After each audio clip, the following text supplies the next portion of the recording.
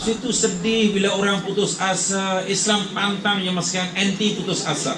Islam ini agama yang benci dan membenci sifat putus asa. Dalam Al-Quran Allah nyatakan putus asa, pertama sifat orang kafir, kedua sifat orang zalim. Jangan putus asa dari mencari rahmat Allah.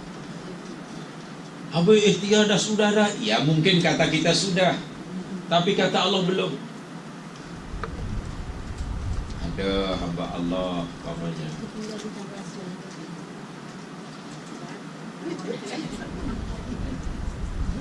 ada jam tertinggal di tandas lelaki. Ini pun jam laki. Wih, mahal nih. Jam mahal, takut pegang.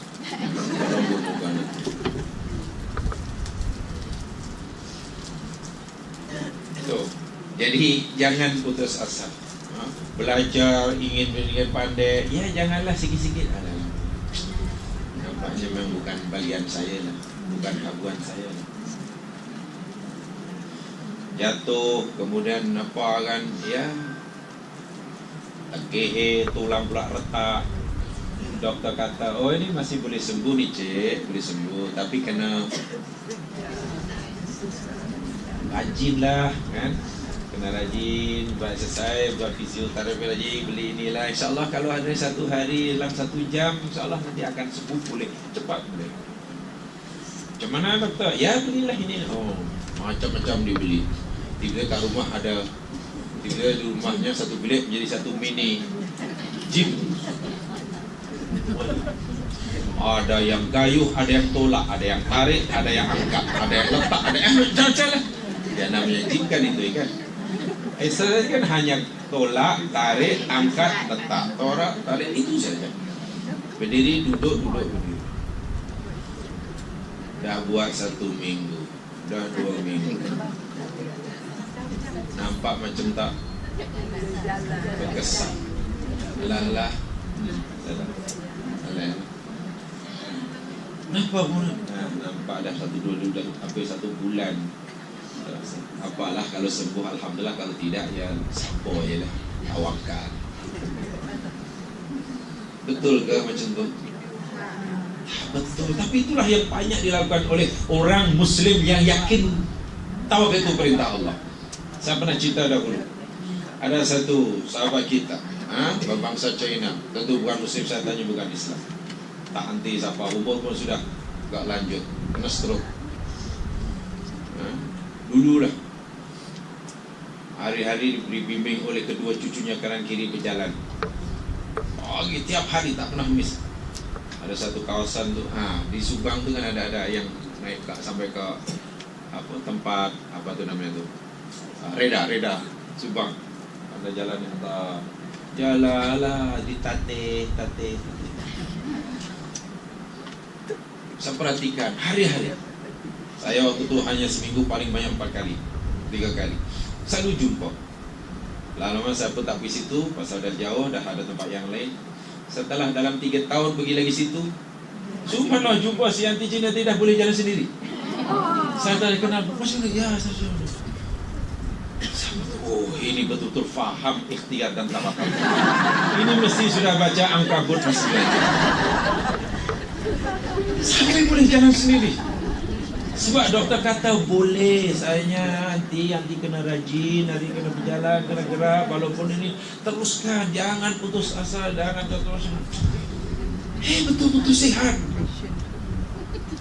Saya jadi ingat sahabat-sahabat yang sahabat Melayu kita yang Muslim, sikit-sikit Allah bang, tawakal Allah.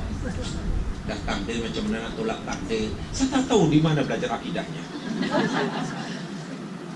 Sering kali disalahartikan, paling bahaya di zaman sekarang. Sebab kita bila salah memahami makna tawakal, makna qada, makna qadar, makna ridha, bila ini tidak difahami dengan betul jemaah sekalian, kita takut, kita khawatir, kita sudah salah persepsi tentang Tuhan.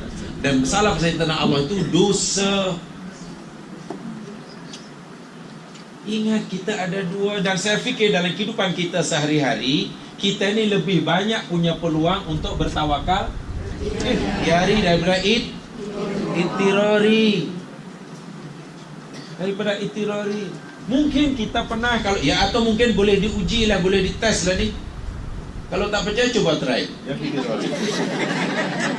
Boleh. Saya kata itu hari sewalah kapal kecil saja, sampanlah, jangan kapal. Jangan pausaran cruise tu mewah sangat. Ya, kapal nelayan aja lah yang muat 8 orang. Muat 8 orang, kecil aja. Dan tolonglah diisi 20 orang.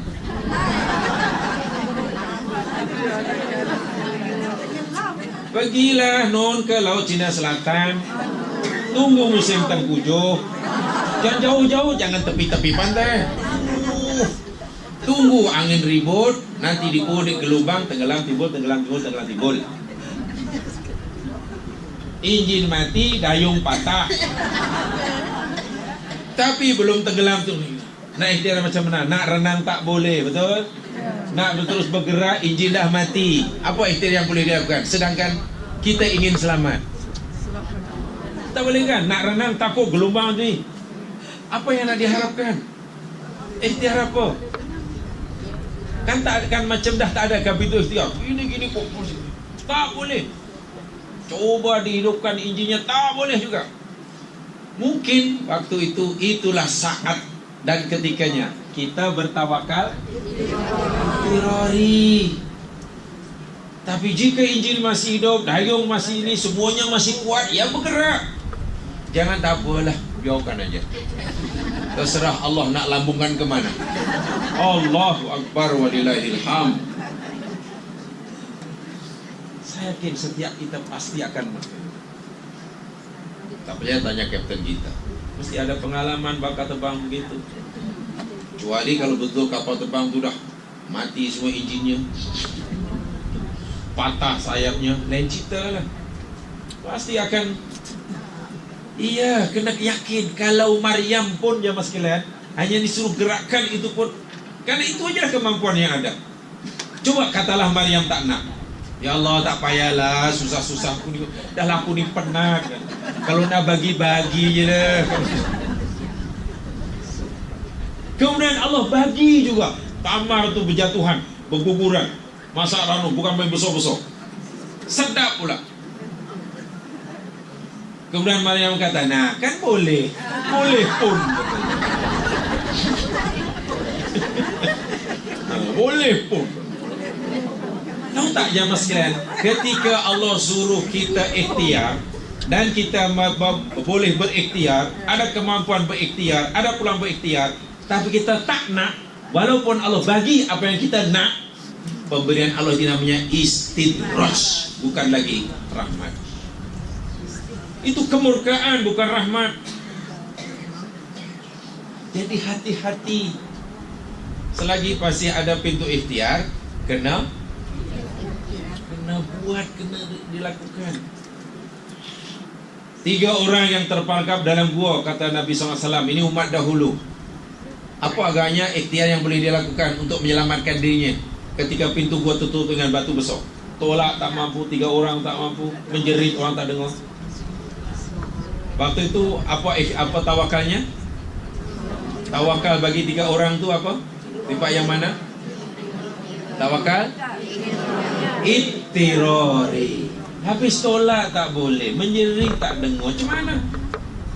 Sedangkan mereka ingin keluar. Itu akhirnya hanya berdoa, ya Allah, jika sekiranya Engkau beri, ya Allah. Sudah 100%. Bila serah pada Allah 100%, jangan lagi kita fikir, tapi macam mana ya Allah Engkau nak buat, ya ini susah tau.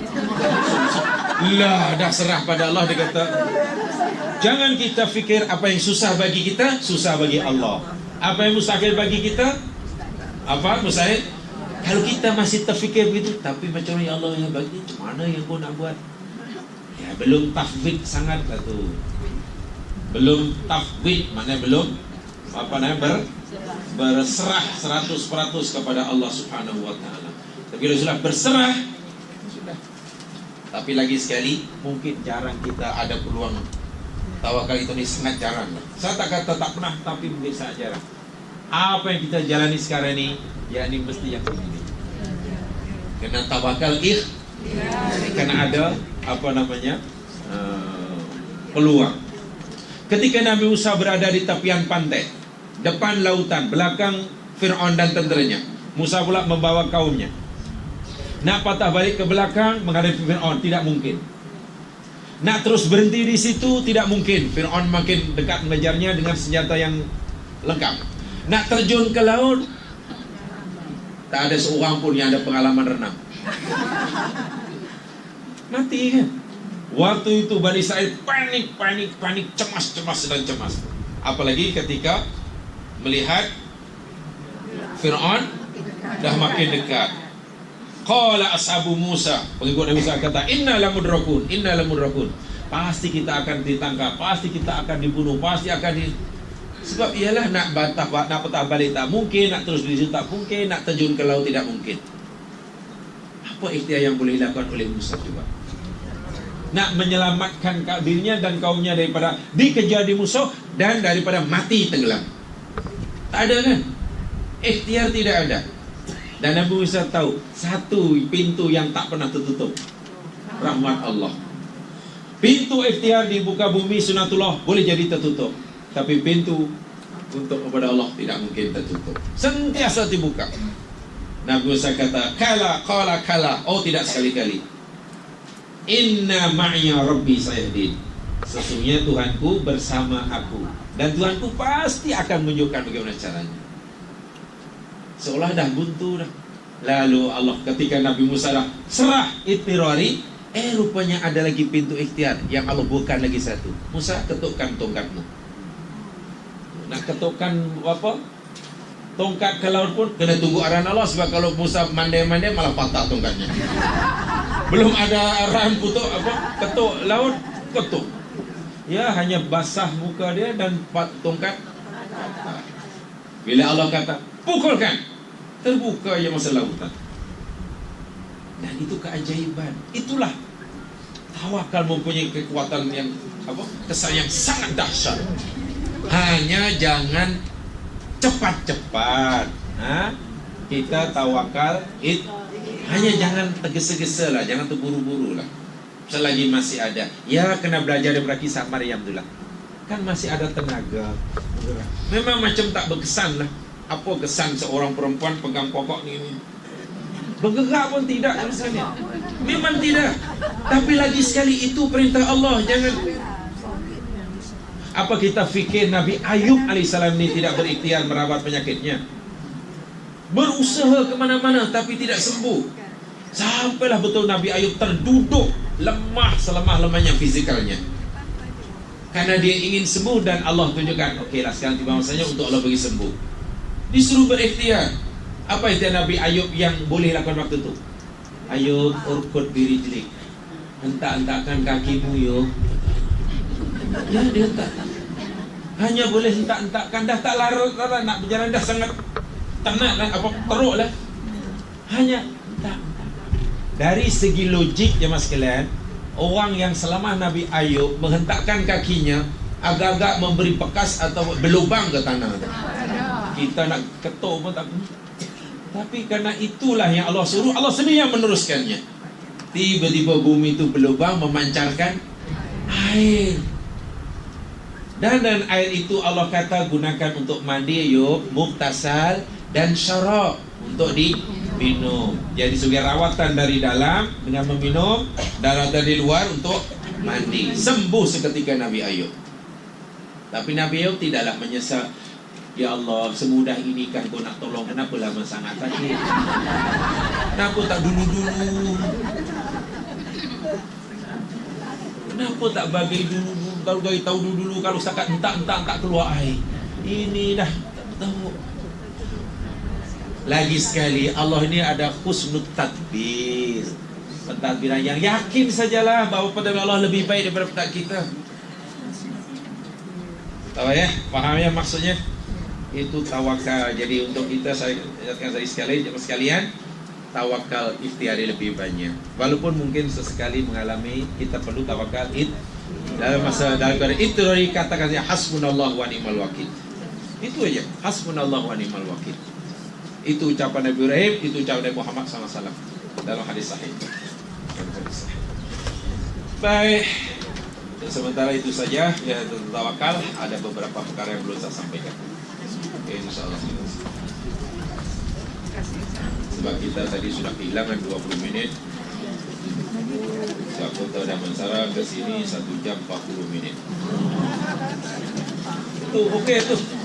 Oke, taklah sampai 3 jam.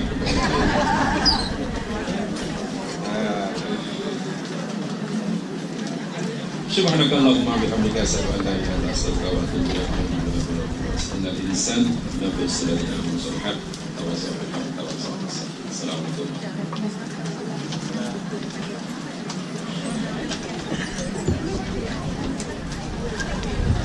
Oh iya, ini siapa yang ke jam tertinggal?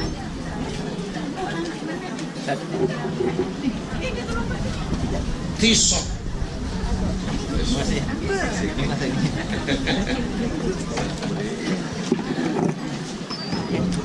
Kuning.